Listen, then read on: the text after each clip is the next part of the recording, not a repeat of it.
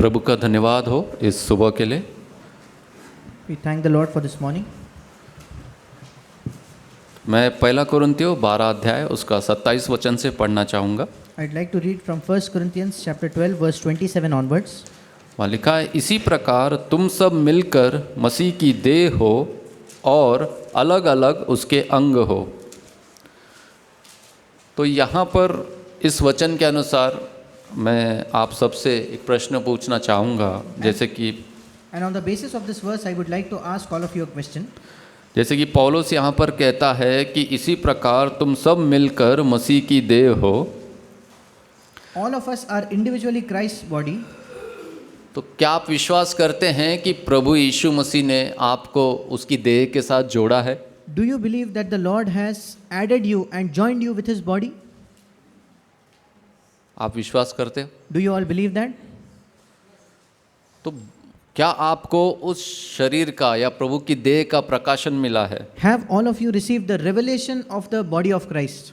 कि प्रभु की देह क्या है और प्रभु यीशु मसीह का शरीर क्या है? What is the body of Christ and what is that it means when we say the body of Christ? जब मैं पिछले सप्ताह जब मैं बैंगलोर गया था, वहाँ पर मैं सचमुच प्रभु ने मुझे अपनी देह के बारे में, उनके शरीर के विषय में एक अद्भुत रीति से मुझसे बात की। Last week when I went to Bangalore, the Lord very wonderfully spoke to me about his body.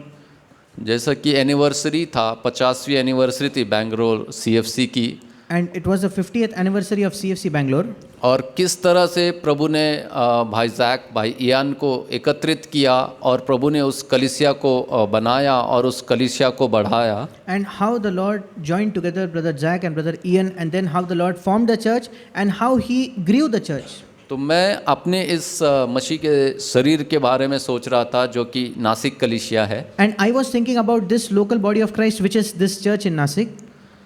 मैं भी देखता हूँ कि कैसे अद्भुत रीति से प्रभु मुझे कतर से यहाँ पर लेकर आया। And I myself see how the Lord very wonderfully brought me here from Qatar. और मैं इसलिए विश्वास करता हूँ कि क्योंकि जब मैं पहले दूसरे संगति में जाता था, वहाँ पर मैं हमेशा प्रभु से प्रार्थना करता था कि प्रभु अगर आपकी इच्छा है तो आप ही मुझे CFC से जोड़ना करके। Because when I was in Qatar, I would always pray that Lord, if it is your desire, you join me with a CFC church. और दूसरी मेरी प्रार्थना ये थी कि प्रभु एक नासिक के अंदर भी एक CFC कलीसिया होनी चाहिए। And my second prayer was, Lord, there should be a CFC church in the city of Nasik as well. और उसी दौरान 2017-18 के दौरान पर प्रभु ने मुझे CFC से जोड़ा।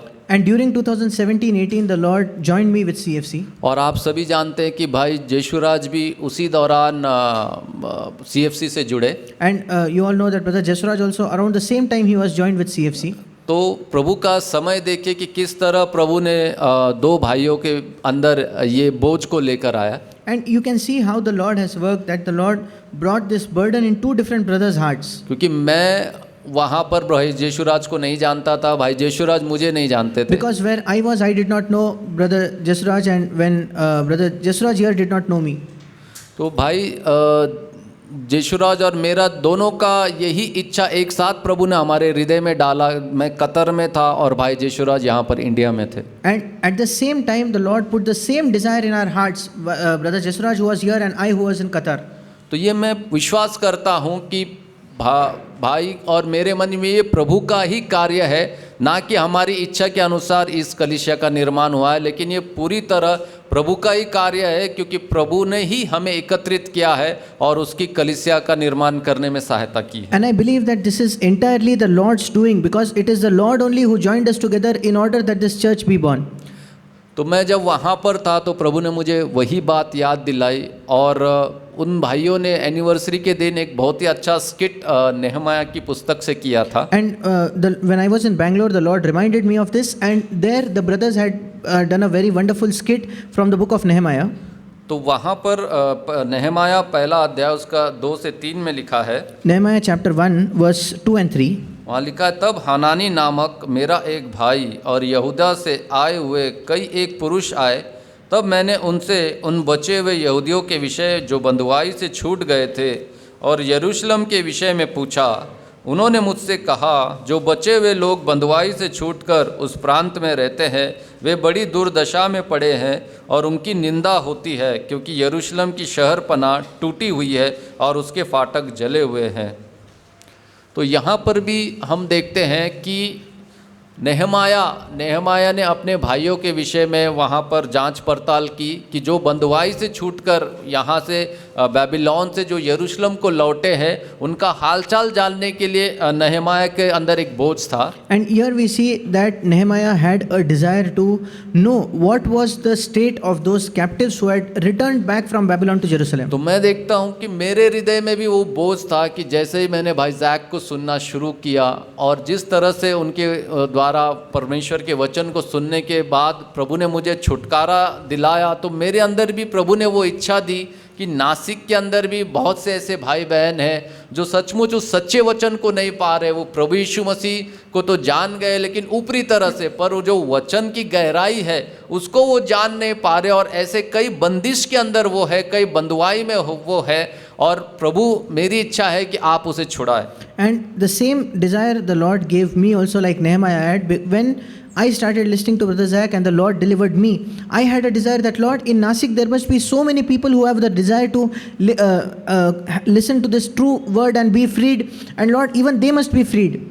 तो हम क्या ये विश्वास करते हैं कि प्रभु सचमुच हमें उस बंधुआई से छुड़ाकर, उस पाप के बंधन से छुड़ाकर और उस शैतान के बंधन से छुड़ाकर, वो आदतों के बंधन से छुड़ाकर, वो श्राप के बंधनों से छुड़ाकर प्रभु ने हमें एकत्रित किया है, हमें इस कलीसिया के अंदर जोड़ा है। And do we also believe that the Lord is the one who delivers us from bondages, the bondage to sin, the bondage to habits, the bondage to curses, and all these bondages the Lord has broken and then joined us in this church. देखिए यरूशलेम भी एक कलीसिया का ही प्रतीक है। Jerusalem also is a picture of the church. तो यरूशलेम में प्रभु हमको लेकर आया, लेकिन वहाँ पर हम क्या देखते हैं कि उनकी दुर्दशा में वो पड़े हुए हैं। क्यों पड़े हुए हैं? क्योंकि वो शहरपना, और अंग्रेजी में इंग्लिश में बहुत ही अच्छा उसका आया है कि द वॉल्स ऑफ यरूशलेम वर broken. And there we see that they were in great distress and reproach. Why? Because that walls were broken down. तो हम देखते हैं कि जब इज़राइल राज्य की स्थापना हुई, जब प्रभु ने उन्हें बसाया उस कनान देश के अंदर, तो प्रभु ने उन्हें आज्ञा दी थी दीवारों को बनाने के लिए, लेकिन जब वो बेबीलोन ने जब उसके ऊपर आक्रमण किया और उन पर कब्जा किया, तब वो सारी शहरपना, उस सारी दीवारों को तोड़ दिया था।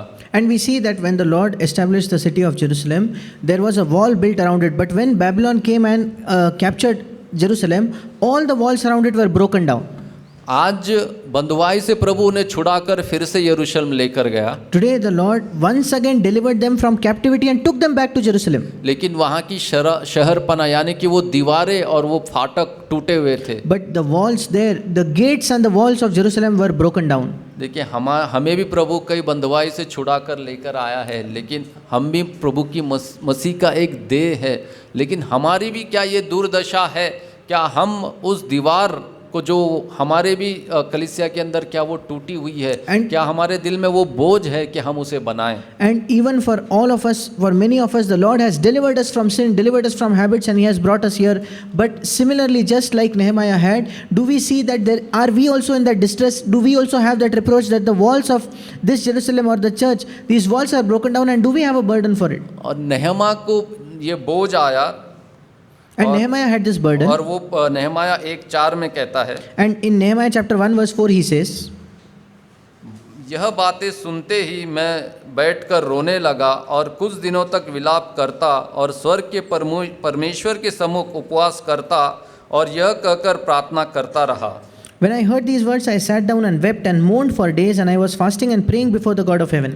तो क्या हमारे अंदर ये बोझ है कि हम इस मसीह की देह को जिसमें हमें प्रभु ने रखा हुआ है, क्या हम अपनी योग्यता को समझते हैं या पर प्रभु की योजनाओं का हमारे जीवन में जानने की कोशिश करते हैं कि इस शहरपना को आकर हम भी इसके निर्माण के अंदर मसीह की देह का निर्माण के अंदर सहायता करें? And do we also have this burden that we who are in this who have been delivered and brought here, we also see the walls around us and we get involved in the building of the body of Christ?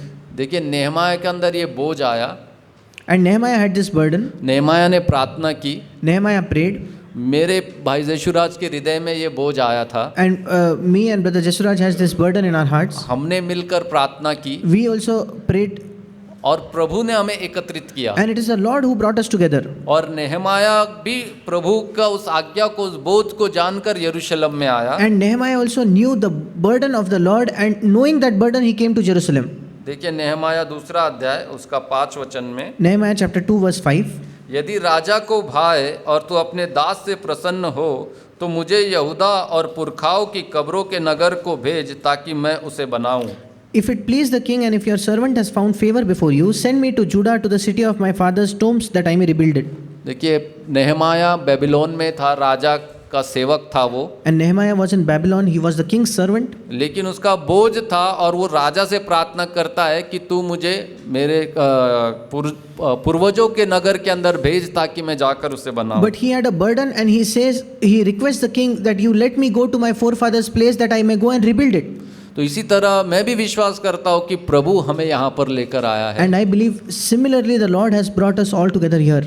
लेकिन क्या नेहमाया उस दीवारों को अकेले बना पाया? But was Nehemiah able to rebuild the walls on his own? नहीं। हम 3 अध्याय में पढ़ते हैं, No, we see in chapter 3.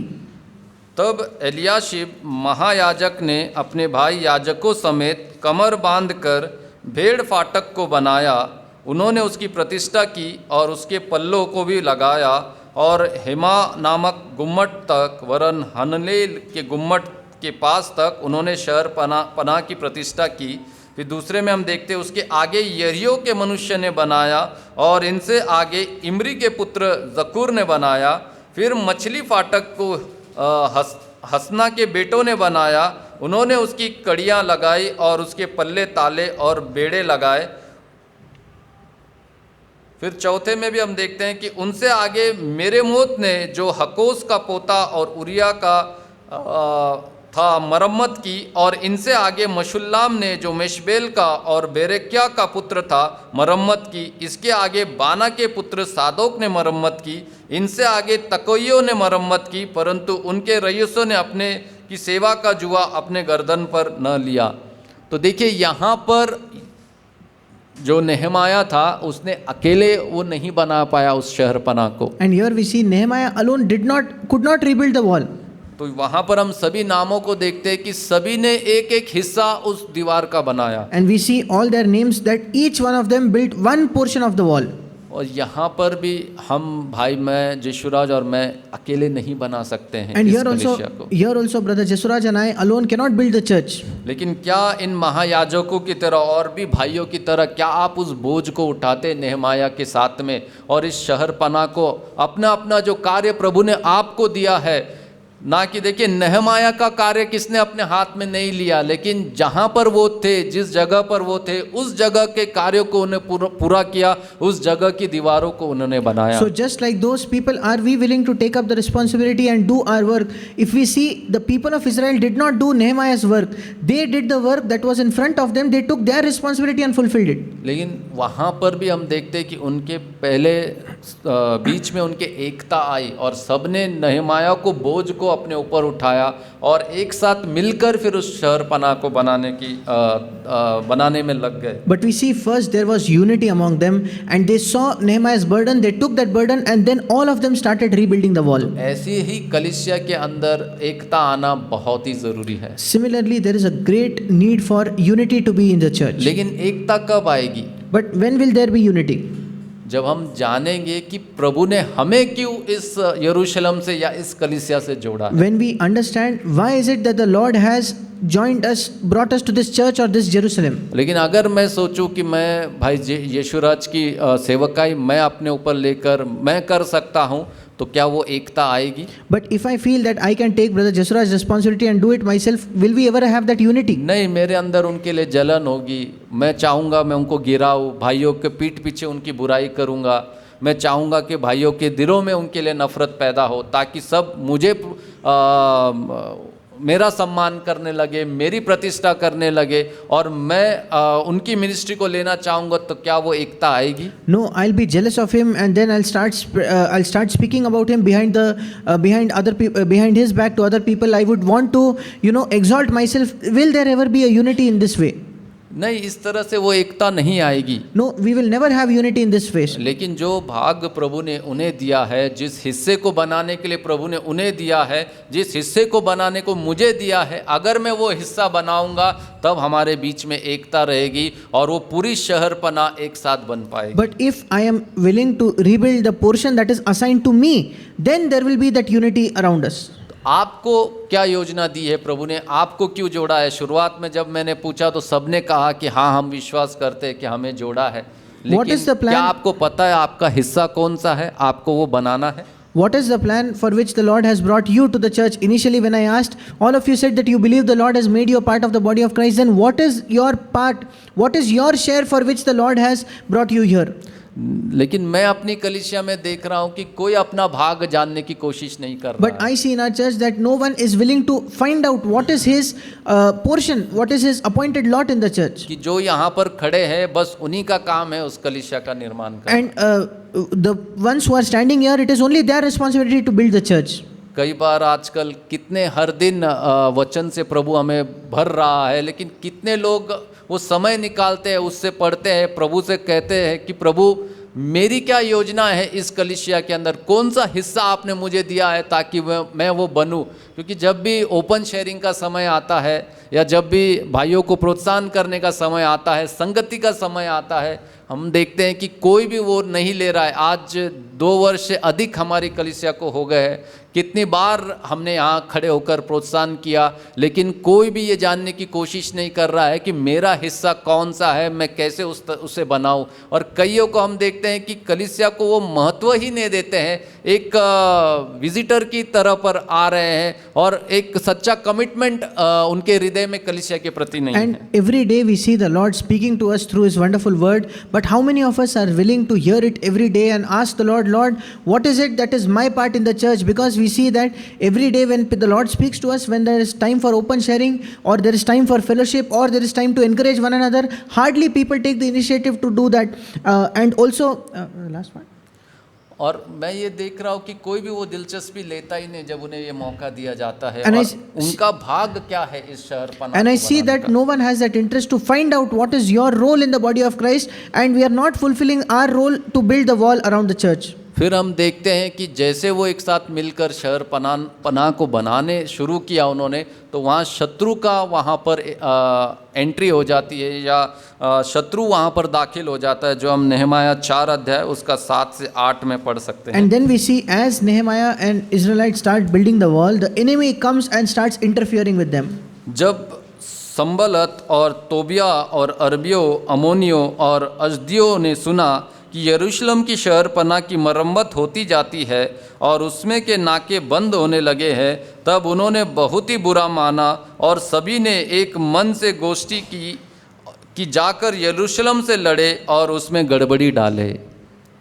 तो देखिए, जब शहरपनाह बनना शुरू होगी तो शत्रु जरूर ही कार्य करेगा, और क्या लिखा है कि उनसे जाकर लड़े और वहाँ पर गड़बड़ी डाले। And once the wall starts getting built, immediately the enemy will certainly attack and he will try and interfere. And what does the Bible say? It says that they started fighting and they caused a disturbance within them. क्यों? क्योंकि उन्हें उस शहरपनाह का काम बंद करवाना था। Because they wanted to stop the job of rebuilding the wall. लेकिन क्या वो गड़बड़ी डाल सके? But were they able to disturb the work? नहीं। हम नेहमाया 4:17 में पढ़ते हैं No, we see in Nehemiah 4:17 कि शहरपनाह को बनाने वालों और बोझ के ढोने वालों दोनों भार उठाते थे, अर्थात एक हाथ से काम करते थे और दूसरे हाथ से हथियार पकड़े रहते थे।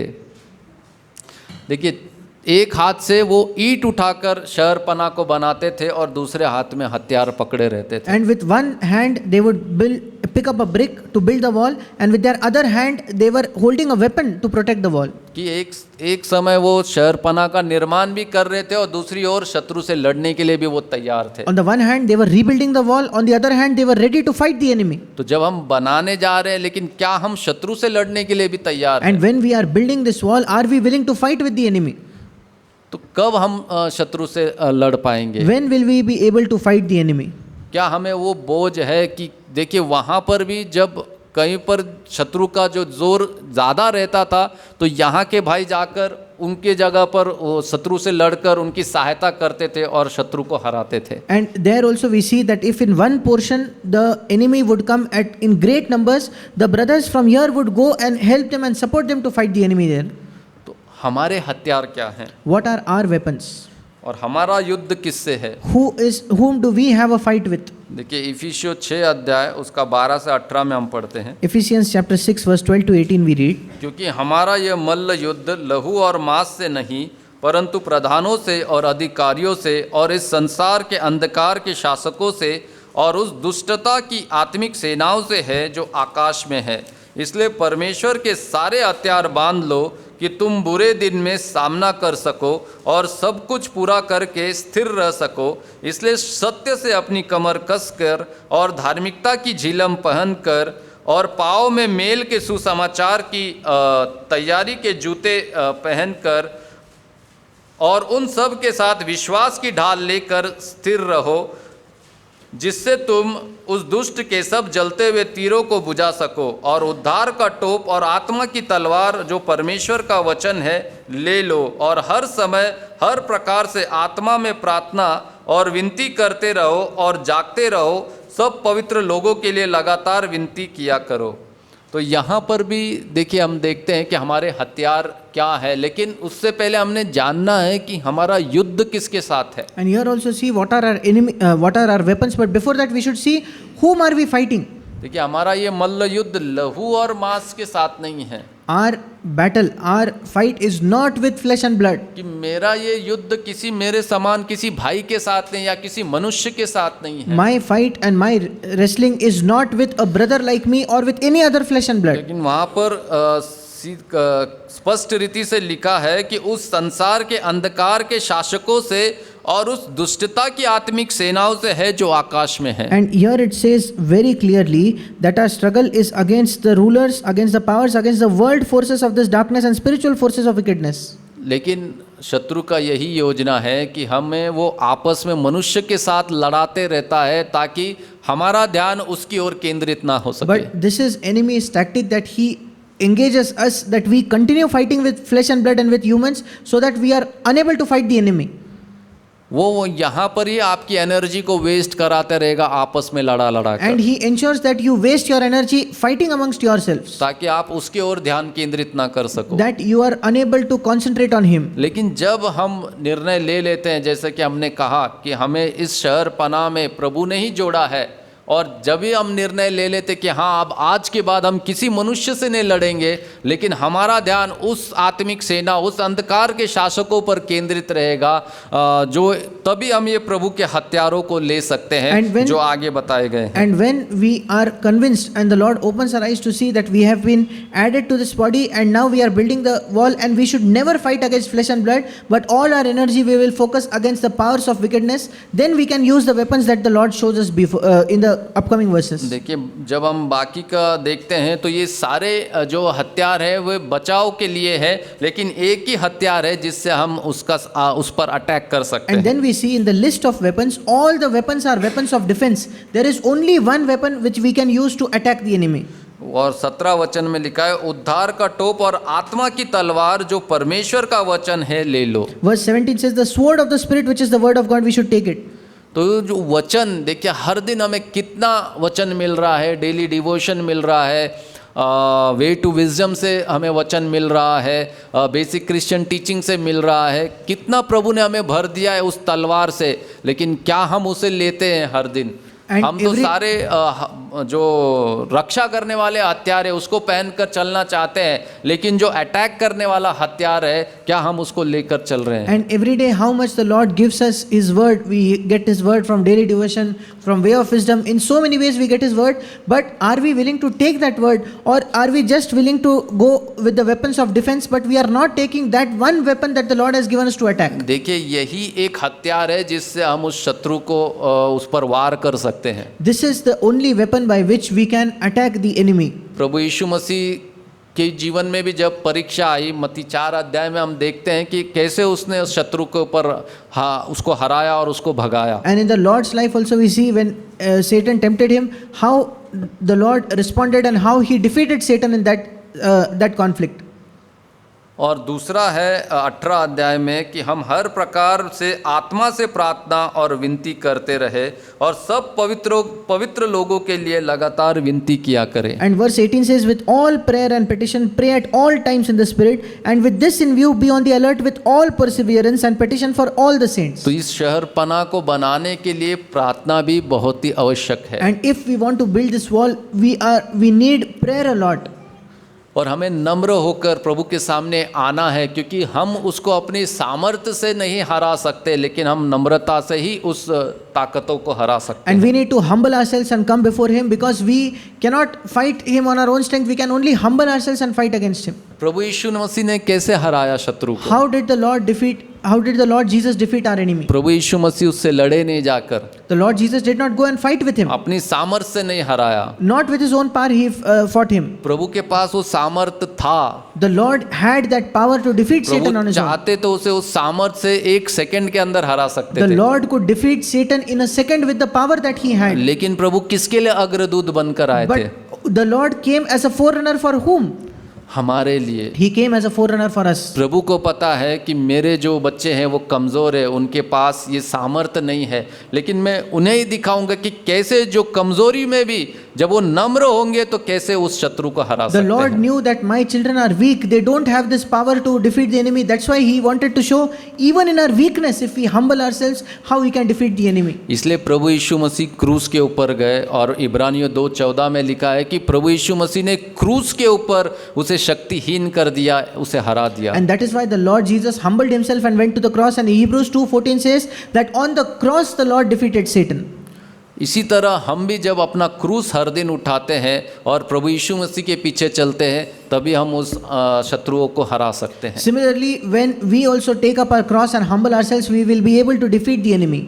और अगर हम क्रूस नहीं उठाएंगे और अपनी सामर्थ्य में हराने जाएंगे तो वो हमें गड़बड़ी डालकर हमें ही आपस में लड़ाता But रहेगा। if we do not take up our cross, Satan will cause confusion among us, and he will ensure that we keep fighting with each other. और अगर उस शहर पनाह को हमें बनाना है, And if we want to rebuild the wall, तो Bible में लिखा है, पहला कुरिन्थियों उसका 12 अध्याय उसका 28 से 30 वचन में, Bible tells us in 1 Corinthians chapter 12 verse 28 to 30. और परमेश्वर ने कलीसिया में अलग अलग व्यक्ति नियुक्त किए हैं, प्रथम प्रेरित, दूसरे भविष्यवक्ता, तीसरे शिक्षक, फिर सामर्थ्य के काम करने वाले, फिर चंगा करने वाले और उपकार करने वाले और प्रधान और नाना प्रकार की भाषा बोलने वाले। और 29 वचन में पौलुस कहता है, क्या सब प्रेरित है? क्या सब भविष्यवक्ता है? क्या सब उपदेशक है? क्या सब सामर्थ्य के काम करने वाले हैं? क्या सबको चंगा करने का वरदान मिला है? क्या सब नाना प्रकार की भाषा बोलते हैं? क्या सब अनुवाद करते हैं? तुम बड़े से बड़े वरदानों की धुन में रहो, परंतु मैं तुम्हें और भी सबसे उत्तम मार्ग बताता हूँ। तो यहाँ पर भी देखिए कि प्रभु ने कलीसिया में अलग अलग लोगों को जोड़ा है। प्रथम क्या है? प्रेरित। अभी प्रेरित कौन है? आप जान सकते हैं कि प्रेरित कौन है, किस पे प्रभु ने प्रेरित का वरदान दिया है। And the Lord has, here it says, He has distributed these gifts to different people. The first is He has appointed apostles, and we all know that who are these apostles? Whom has the Lord given this gift of being an apostle? फिर भविष्यवक्ता, Then a prophet, फिर उपदेशक, then preachers, फिर सामर्थ्य के काम करने वाले, and then miracles, फिर चंगा करने वाले, then gifts of healings, फिर नाना प्रकार की भाषा बोलने वाले, then those who speak in various kinds of tongues, अनुवाद करने वाले। those who interpret. देखिए, अनुवाद करना भी एक वरदान है प्रभु And का, interpreting is also a gift that the Lord has given. और हमें देखने की या पहचानने की जरूरत नहीं कि हमारे बीच में कौन है अनुवाद करने का वरदान पाया हुआ। तो यहाँ पर भी देखिए कि भाई कितना इस शहरपना को बनाने में कितना योगदान दे रहे हैं, कितना उन्हें कलीसिया में आकर उस अनुवाद को करना पड़ता है, पहले अंग्रेजी से हिंदी में, फिर हिंदी से अंग्रेजी में। लेकिन वो क्यों कर पा रहे हैं? क्या हम सब कर सकते हैं ये चीज़? नहीं मैं यहाँ पर खड़े रहकर प्रचार कर रहा हूँ लेकिन मैं भी उनके जैसा उसको नहीं कर पाता हूँ, लेकिन अगर मैं जलन रखूँ और उनकी सेवकाई पाना चाहूँ तो क्या हम उस शहरपना को बना पाएंगे?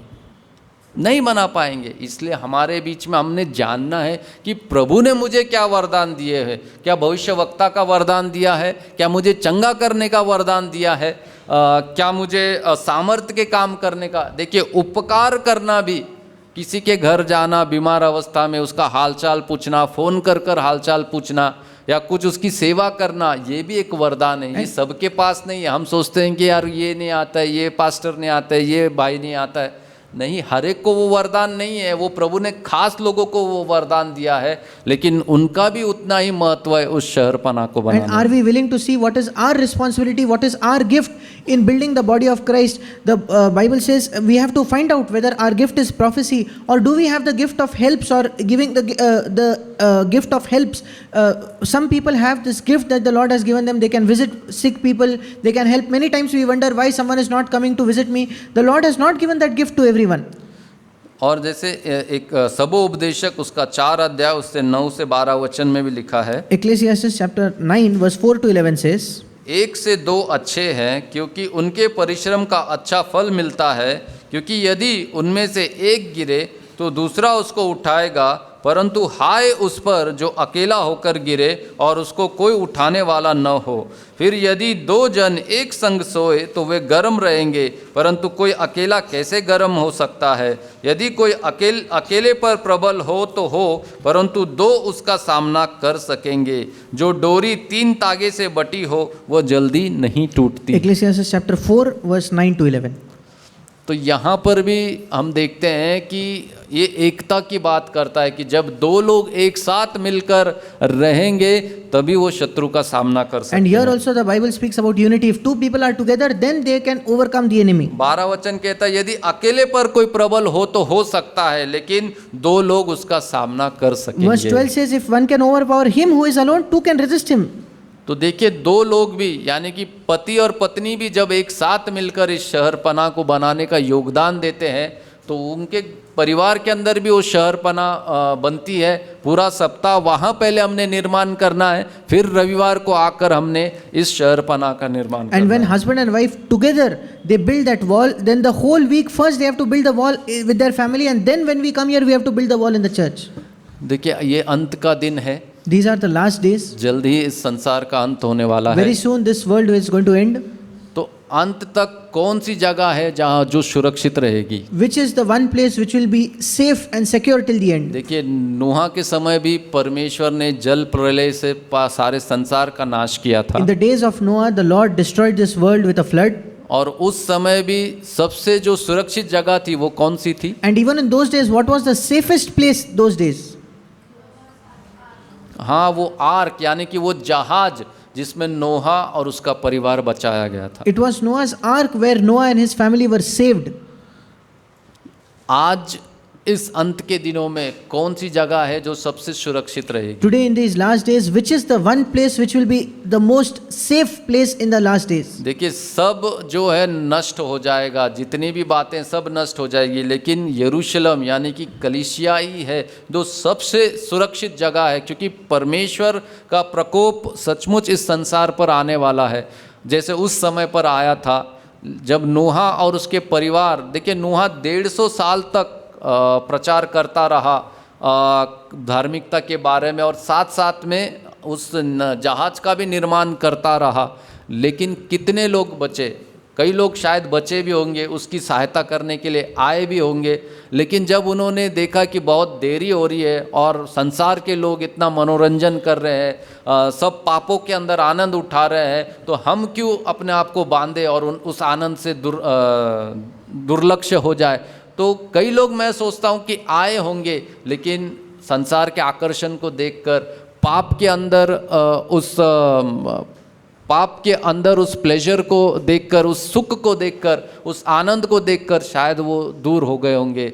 आज भी कलीसिया के अंदर देखिए, हम देख रहे हैं कि कई लोग जुड़ तो रहे हैं, पर इस संसार का आकर्षण, इस संसार का जो पाप का आनंद है उसको लेकर कलीसिया से दूर हो and जाते हैं। everything in this world will be destroyed. It is only the church that will be safe at the end and will be saved at the end. And just like in the days of Noah, Noah kept preaching about the coming judgment for 150 years. I believe many people must have come and heard and joined him, and then they saw that the world is enjoying in so many pleasures. Why should I miss out? Because the judgment is not yet to come. And similarly, many people heard and then they went back because they did not want to turn from that sinful pleasure. Similarly, today also we see in the church so many people are coming and hearing, but they are not willing to submit, come and get submitted in the church, देखिए उस शहरपनाह के निर्माण में कोई भी सहायता नहीं करना चाहता। because no one is willing to help in the building of that wall. नूहा ने अपने परिवार को लेकर उस जहाज को बनाया और कितने लोग बचे उस जहाज के अंदर? And Noah took his family, along with his family, built the ark. And how many people were saved in the ark? केवल 8 लोग। Only 8 people. प्रभु का शुक्रिया कि नूहा के परिवार ने उसका साथ नहीं छोड़ा। The Lord, we should thank the Lord that the Lord, Noah's family members did not leave him. और इसलिए वो बच सके। That is why they were safe. तो क्या आज हम गंभीरता से लेंगे कि यही एक जगह है जहाँ मैं सुरक्षित हूँ? क्या मैं उस शहरपनाह को बनाने के लिए क्या रुचि लेता हूँ? क्या मैं इसे गंभीरता से लेता हूँ? And do I see today that this is the one place which is safe?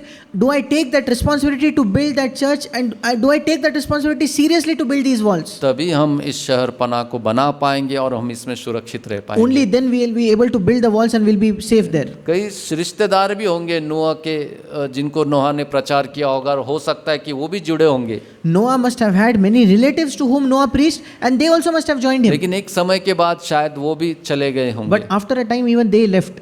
नूह की सबने बहुत हंसी उड़ाई होगी कि अरे ये क्या बात करता है, इतने वर्षों तक कभी वर्षा हुई नहीं, तो ये कौन सी वर्षा की बात करता है। और सब ने उसका जो प्रचार था उसको तुच्छ जाना और उसको हंसी में उड़ाया। And many of them must have heard Noah and they must have thinking, since there was no rain till then, they must have ridiculed him. What is he talking about rain and talking about judgment? नहमाया ने जब उस शहरपनाह को बनाना शुरू किया तो शत्रुओं ने आकर उनकी भी हंसी उड़ाई। हम पढ़ सकते हैं When Nehemiah started building the wall, we see that the enemies came and mocked him and ridiculed him as well. एक We ने read. तो ऐसा कहा कि ये किस तरह की शहरपनाह है, इसके ऊपर अगर एक पक्षी भी आकर बैठा तो ये ढह जाएगी। One of the enemies said that, what kind of a wall is this? Even if a bird sits on this wall, the wall will fall down. ऐसी हंसी शायद हमारे रिश्तेदार, हमारे बीच में कोई भाई बहन भी हो सकता है जो हमारी भी हंसी इस तरह से उड़ा सकते हैं। And similarly, we must be ridiculed by some of our relatives, some of our brothers and sisters might be ridiculing us, mocking us in this particular way. लेकिन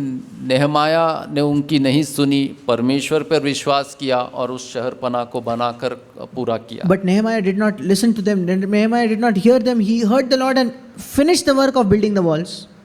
और अंत में हम देखते हैं कि उस जहाज का दरवाज़ा उत्पत्ति 6 अध्याय में किसने बंद किया था? And we see at the end in Genesis 6, who closed the door of that ark? परमेश्वर ने। It was the Lord who closed the door. क्यों परमेश्वर ने बंद किया Why था? did he close it? क्यों नोहा को बंद करने नहीं दिया? Why did the Lord not allow Noah to close the door?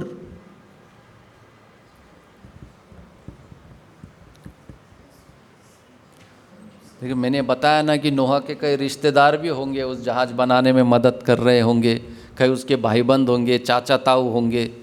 तो हो सकता था कि नोहा को उनके प्रति दया आ जाए और जब वो डूबते डूबते नोहा को पुकारे तो नोहा उनके लिए वो दरवाजे को खोल दे। And it was possible that, since I said Noah's many relatives must have once upon a time come and helped him, perhaps in the last time when Noah sees them drowning, they would have called out for help to Noah that, Noah, please save us, and Noah must have had some mercy and he could come and take them inside. लेकिन नहीं, प्रभु का समय पूरा हो चुका था। But no, the time of the Lord was done. It had ended. इसलिए प्रभु ने उस दरवाजे को बंद किया और कोई उसे खोल नहीं And पाया। that is why it is the Lord who closed the door and no one could open it. देखिए आज भी हमारे पास समय है, प्रभु ने उस दरवाजे को अब तक बंद नहीं किया है। Today, even all of us have this time that the Lord has not closed that door on us. आज भी हम उस शहरपनाह के अंदर आकर उसके अंदर योगदान दे सकते हैं। Even today, we can come inside that wall and we can do our role in building that wall. तो जब मैंने उस स्किट को देखा तो प्रभु ने मुझे इस बोझ को दिया। And when I saw that skit, the Lord gave me this burden. तो मैं प्रभु का धन्यवाद करता हूँ And I thank the Lord. और प्रार्थना भी करता हूँ कि प्रभु मेरी और मेरे परिवार को सहायता करे कि हम इस शहरपना को बनाने में हम योगदान दे And I सकें। pray that the Lord might help me and my family that we will be able to build this wall around us. प्रभु हम सबकी सहायता May the Lord help us all.